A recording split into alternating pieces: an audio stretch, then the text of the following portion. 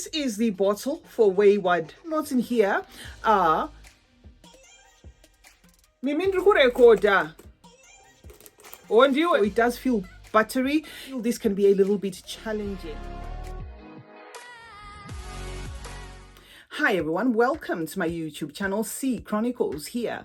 If you're joining me here for the first time, my content is mostly fragrance reviews, but I do throw in some lifestyle content in form of vlogs, fashion content, and anything that I feel is, interesting. So if that sounds like something that interests you guys, please do consider joining the family by subscribing. And to those who are returning, thank you so much for the support. I appreciate you as always. Now, welcome to a part 2 of the Paris Corner Emir collection fragrances. I did review Forbidden Sugar in part 1, and I did promise that these fragrances, since they are like this, since they look alike, and they're duping the same fragrance company, which is Frank Boclet, I would rather just review them side by side. So today we're going to do Wayward Charlie. We are going to look into or smell Wayward Charlie. Wayward Charlie comes in the same packaging as the other one, and it sits in here. I'm trying not to drop this because this is not like tucked in there, it just sits in there. Looks like these cutouts are a bit small, so most of the bottles are like shaken about inside there. Very heavy bottle, just like the other one, but the difference here is this one is a bit brown, like see-through-y. Let me see the other one. This one is like a solid black, and this one is kind of like a see-through brown. The name of the fragrance is Wayward Charlie, and it is duping Frank Boclet's Cocaine. So this is the bottle.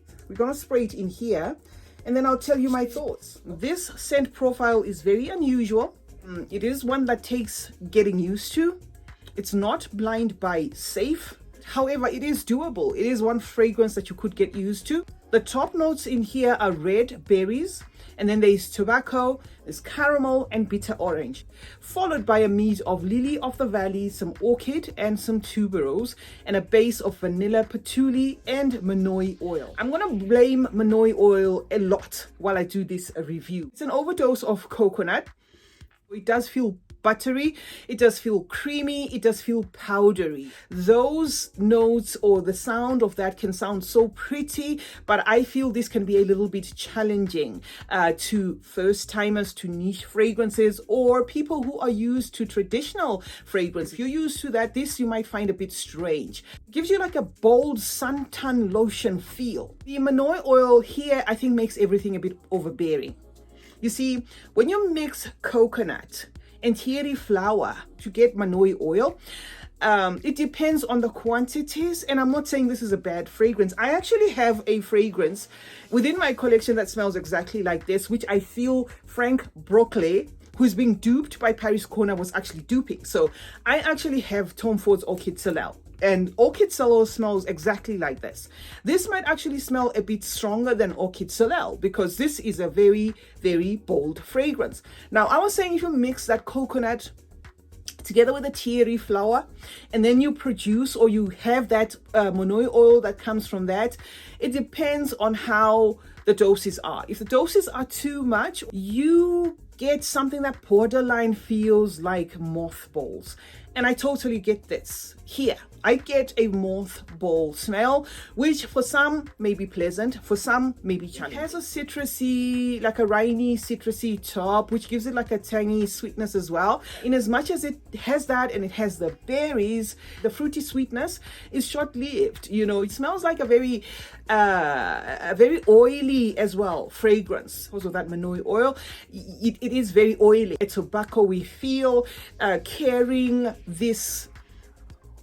Carrying what feels like if you had like a bowl of popcorn and there was that caramel sprinkled on the popcorn, and it feels as though the popcorn have a lot of oil on them, that sort of thing. That is what I kind of get here, and I am trying as much as possible to give you like a smell-o-vision. I can see some saying it's nauseating.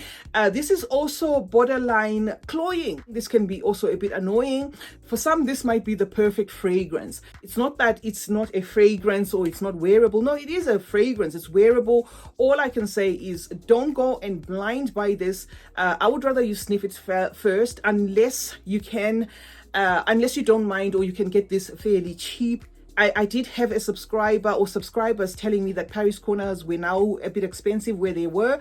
So it depends. If you can get this for dirt cheap, then yeah, maybe it might be worth, blind buying, or you're just a collector. But if you are not, then you may want to get a little sample of it. If you cannot get it cheaper, maybe you want to get a sample of it. Once you are 100% sure that you will like this, then you can add it to your collection, because yes, it feels like, there is a popcorn note here that's coming across as though you're eating, a very oily popcorn. Like when you put popcorn, when you put caramel on the popcorn and then you accidentally pick on some that are very oily and you can actually taste the oil in your mouth. I get that as well as that mothbally kind of disturbing scent. I do, of course, get again a waxy lily here and a very intense tuberose. So it's not that I cannot smell the florals in here. It does have the orchid, the lily of the valley. It does have the tuberose, and the lily is waxy, it's soapy. But the tuberose in itself here is very loud, not a lightly done tuberose. So it is like a larger than life kind of tuberose, and it is a very bold fragrance that gives off mature vibes as well. I don't see this one being a favorite for the youngsters out there, but who am I to say? People smell scents differently. This would, this, because it has a vintagey vibe to it, a very mature vibe to it, the way fragrances were done a long time ago, where they were very loud and very bold and in your face. And if you're smelling a note, you're going to smell that. There is no, subtleness to it. For that reason, I'm going to say this, to me, gives me mature vibes. So yeah, that is it, for part 2. And I think I'm done with these ones. If Paris Corner release more in the same packaging, then I'll have to bring them here. But I felt I must just do one, after the other, so that if you were looking at both and you were wondering which one is appropriate or which one would be ideal for you, then it makes it easier to make a decision. We were here to talk about Paris Corner Emir collection, and this was Wayward Charlie, and this is the bottle. So if you want something challenging, if you want something different, if you are tired of the traditional fragrances, if you love the smell of mothballs, this may be something for you. CeeChronicles is my name. Thank you so much, guys, for joining me today. Let's meet in the comment section where we discuss more about fragrances. If you've had your hands on this one, let me know your thoughts. I'd love to know what you think of it. I personally am not exactly shocked, because I do own Tom Ford's Orchid Soleil.